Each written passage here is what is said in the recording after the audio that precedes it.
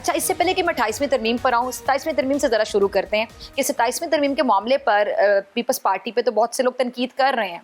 ख़ासतौर पे जो सदर साहब ने इस्तिस्ना लिया, इस पर तनकीद हो रही है, लेकिन एमक्यूएम पर भी तनकीद हो रही है। ये मुर्तज़ा वहाब साहब की प्रेस कॉन्फ्रेंस आपने भी सुनी होगी, शायद 2 बार सुनी हो। उन्होंने कहा कि जी आप लोग 140A का जो मामला है, चूँकि आप लोग हुकूमत में साथ हैं और ये ड्राफ्ट जो है ये हुकूमत ने तैयार किया था विफाक ने, तो आप लोग उस पर स्टैंड ले सकते थे, आप ऐड करवा सकते थे, क्यों नहीं करवाया? वेल सबसे पहले तो बहुत बहुत शुक्रिया और वेलकम टू कराची। बहुत शुक्रिया। और बिल्कुल एक इम्पॉर्टेंट क्वेश्चन है। और देखिए फिजा, एक चीज़ को अंडरस्टैंड करना होगा आपको कि जब 2024 में इलेक्शन होते हैं और इलेक्शन के बाद जो है हम अलायंस करते हैं नून लीग से, तो हमारी जो शर्त होती है उस अलायंस की वो ये नहीं होती है कि जी हमें क्या चाहिए और हमें क्या नहीं चाहिए। 1 पॉइंट एजेंडा था हमारा कि जो लोकल गवर्नमेंट है उसको एम्पावर करने के लिए कॉन्स्टिट्यूशनल अमेंडमेंट में क्या आप हमारा साथ देंगे। तो नून लीग ने सिग्नेटरी है, नून लीग सिग्नेटरी है, एहसन इकबाल साहब के सिग्नेचर्स मौजूद हैं कि यस हम हमारे पास जब हुकूमत आएगी, जब एहसन इकबाल साहब, मुस्तफा कमाल साहब ने जी एग्जैक्टली ऐसे ही है, जब हमारे पास नंबर्स होंगे, हमारे पास हुकूमत आएगी, हम आईनी तरमीम कर रहे होंगे तो हम इसको जो है इनकॉर्पोरेट करेंगे। ये थी नून लीग की कमिटमेंट मुत्तहिदा कौमी मूवमेंट पाकिस्तान के साथ। 26वीं आईनी तरमीम हो जाती है, हम उस वक्त भी यही बात करते हैं कि जनाब 140 है, कहीं नजर नहीं आ रहा। उन्होंने कहा नहीं, it's too early to discuss, तो हम इसको 27 में देखेंगे। अच्छा, अब 27वीं जब तरमीम होती है तो आप ये बात देखते हैं कि जब कैबिनेट में ये चीज़ फ्लोट होती है तो कैबिनेट में एक थॉरो डिस्कशन होता है और कैबिनेट यूनानिमसली ये कहता है कि yes it should be the part of the 27th amendment. बदकिस्मती के साथ जब हम ये बात कर रहे होते हैं ना आईनी तरमीम की, तो यहाँ पर बात हो रही होती है 2/3 अक्सरियत की, क्योंकि 2/3 अक्सरियत के अलावा जो है आईनी तरमीम हो नहीं सकती। अच्छा, नून लीग एमक्यूएम को आप मिला भी लें तो 2/3 अक्सरियत नहीं हो सकती।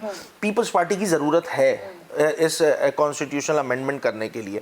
ये वो बुनियादी वजह है जिसकी वजह से मुत्तहिदा कौमी मूवमेंट पाकिस्तान की जो ये बल्दियाती अमेंडमेंट थी 140 से, अच्छा मैं इसको थोड़ा रिफ्रेश इसलिए कर देता हूँ कि ये कोई एमक्यूएम की कॉन्स्टिट्यूशनल अमेंडमेंट नहीं है, ये वो अमेंडमेंट है। आप देखें 26वीं तरमीम हुई, 27वीं तरमीम हुई, आपके सामने है फिजा, इससे डायरेक्टली कोई ऐसी शिक नहीं है शायद जिससे डायरेक्टली एक आवाम को जो है उसका इम्पैक्ट नज़र आ रहा हो। ये जो बल्दियाती इंतखाबात, तो बल्दियाती निज़ाम की हुकूमत की जो तरमीम मुत्तहिदा कौमी मूवमेंट पाकिस्तान की जानिब से फ्लोट की गई थी, जो आइडिया फ्लोट किया गया था, हमने इसके लिए पूरी थॉरो हमने काम किया, हमने ऑल पार्टीज कॉन्फ्रेंस की है। ये तरमीम एमक्यूएम की तरमीम नहीं है, ये एक आम पाकिस्तानी की तरमीम। अच्छा अली, जमहूरियत होती जमहूर के लिए, लेकिन सबसे पहले किसी को कॉर्नर किया जाता है तो सॉरी टू से वो जमहूरी होता है। अभी आपने बिल्कुल बजा फरमाया कि इसमें आवाम के लिए क्या था। आवाम भी ये सवाल पूछती है, हम जैसे सहाफ़ी बाहर जाते हैं तो सहाफ़ियों से पूछते हैं कि आप इन लोगों से मिलते हैं, ज़रा इनसे पूछा करें कि कैसे हमारे लिए क्या हो रहा है।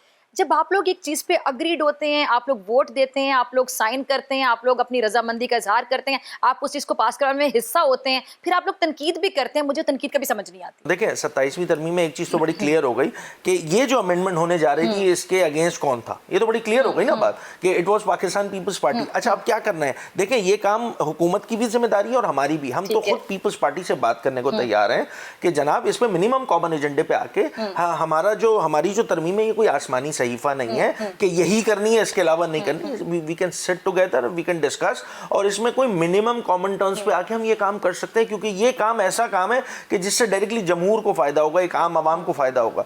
कराची के बारे में थ्रू आउट कोई 1 दिहाई से ज्यादा का अर्सा हो चुका है ना, लोग बात कर रहे हैं कि कराची जो है वो बर्बाद होता जा रहा है। लीस्ट लिवेबल सिटी में लास्ट ईयर 169 नंबर पे था, इस साल 170 नंबर पे आ गया है, जबकि हुकूमत first year, second year, third year government में पीपल्स पार्टी बैठी हुई है, मेयर इनके पास है, सूबाई हुकूमत इनके पास है, वजीर बल्दियात है, सारे अथॉरिटी इनके पास है, मगर शहर कराची 170वां लीस्ट लिवेबल सिटी आ गया।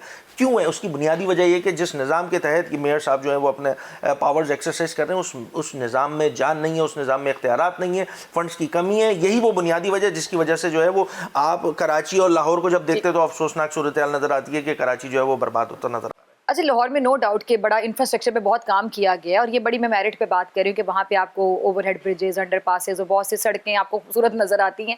बहरहाल हम कंपैरिजन नहीं कर सकते 2 शहरों का, हाँ, लेकिन अगर हम मेरिट पे बात करें तो कहीं ना कहीं आपको वहाँ पे सड़कों पर और खूबसूरती में काम नज़र आता है।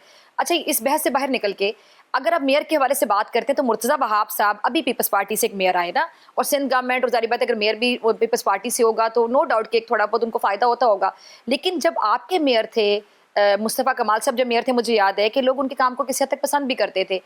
अब फिर वसीम अख्तर साहब का ज़माना तो हमने बड़े अपने होश में देखा, हमेशा लाचारी और बेबसी का रोना रोते हुए नजर आए, बड़े बेख्तियार किस्म के वो मेयर थे। तो अगर वो इतने बेख्तियार थे तो मेयरशिप से पीछे हट जाते।